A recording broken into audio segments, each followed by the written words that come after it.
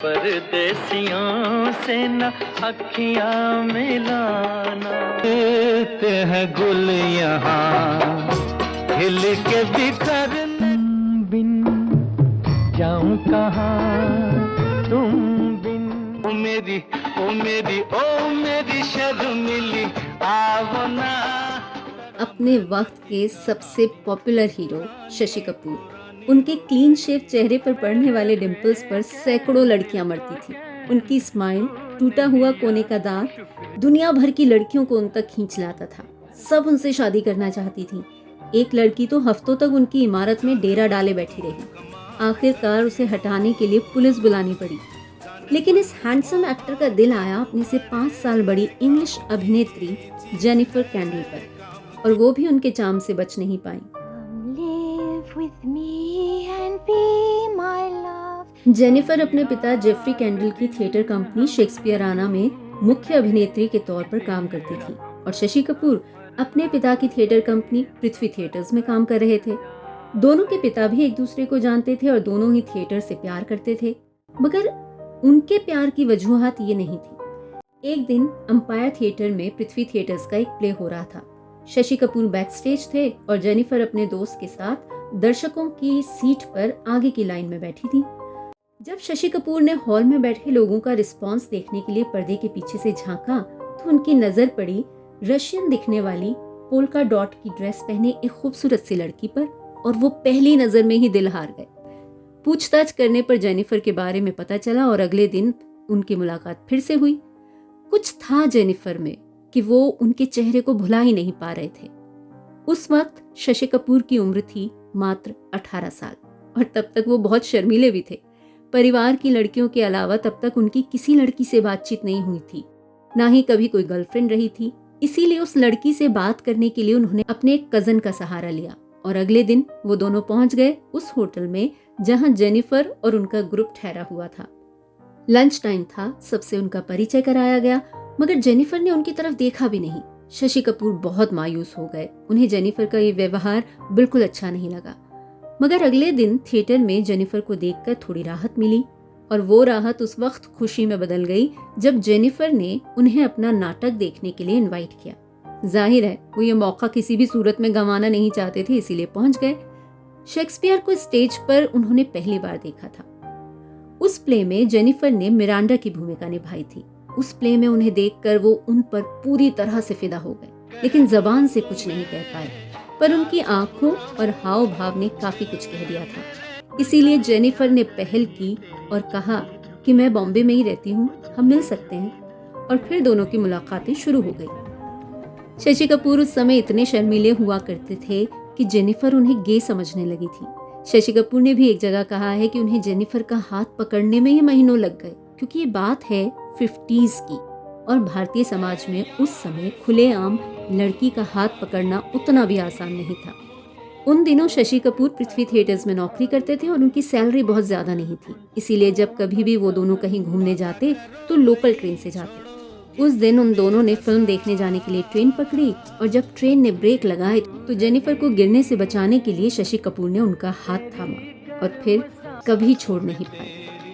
मगर वो करियर की शुरुआत थी, इसीलिए घर में किसी से कुछ नहीं कहा। मगर शम्मी कपूर, जो खुद बेहद रोमांटिक थे, उन्होंने शशि कपूर को पकड़ लिया और कहा कि जेनिफर को घर वालों से मिलवाएं।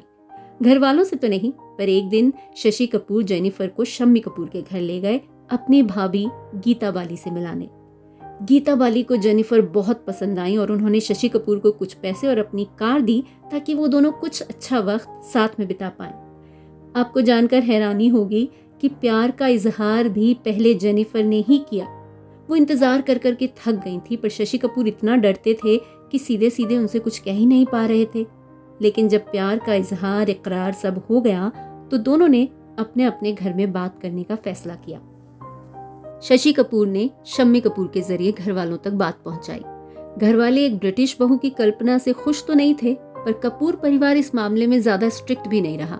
इसीलिए पृथ्वीराज कपूर ने शशि कपूर से कहा कि 18 साल की उम्र शादी के फैसले के लिए काफी कम होती है, इसीलिए कुछ अरसा ठहर जाओ। अगर तब भी तुम्हारा फैसला नहीं बदला तो शादी कर देंगे। मगर जेनिफर के पिता इस बात से बिल्कुल भी खुश नहीं थे। जेनिफर उनकी कंपनी की हीरोइन और मैनेजर के साथ साथ उनकी सबसे लाडली बेटी थी और वो किसी भी तरह उन्हें ये शादी करने नहीं देना चाहते थे। उन्होंने साफ साफ कह दिया था कि उन्हें 2 साल तक वेट करना होगा। इस बीच शशि कपूर शेक्सपियराना ज्वाइन कर चुके थे क्योंकि उस कंपनी को एक मेल हीरो की जरूरत थी और शशि कपूर तो दिखते भी थे रोमन गॉड जैसे। साथ काम करते हुए ज्यादा समय मिला साथ बिताने के लिए और दोनों का प्यार और ज्यादा मजबूत हुआ। लेकिन 2 साल बाद जब शशि कपूर ने जेनिफर के पिता से फिर से शादी की बात की तो उन्होंने साफ इनकार कर दिया। इस पर जेनिफर ने थिएटर छोड़ने की धमकी दी मगर वो टस से मस नहीं हुए। तब जेनिफर ने अपने पिता का साथ छोड़ दिया और शशि कपूर का हाथ थाम लिया। उस वक्त वो लोग एक शो के लिए सिंगापुर में थे। गुस्से में जेफरी कैंडल ने शशि कपूर के पैसे भी नहीं दिए। तब शशि कपूर ने अपने बड़े भाई राज कपूर से मदद मांगी और उन्होंने दोनों के लिए टिकट भिजवाए और वो दोनों मुंबई लौटे।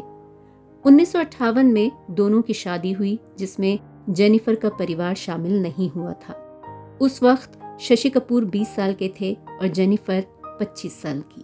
ले जाएंगे दिल वाले दुल्हनिया ले जाएंगे। उनके 3 बच्चे हुए, करण, कुणाल और संजना। शादी के बाद शशि कपूर बहुत व्यस्त हुए। वो कई शिफ्टों में काम कर रहे थे। जिस समय कलाकार 2-2 फिल्में करते थे, शशि कपूर 25 फिल्में एक साथ कर रहे थे। इसीलिए उनके भाई राज कपूर उन्हें टैक्सी बुलाया करते थे। और दिल भर जानिए तेरे हैं हम तेरे, मैं हूँ बदनाम जुआरी, हमको तो जान से प्यारी है तुम्हारी। 1978 में शशि कपूर ने पृथ्वी थिएटर्स को उसी जगह फिर से शुरू किया जहां उनके पिता के समय बंद हुआ था।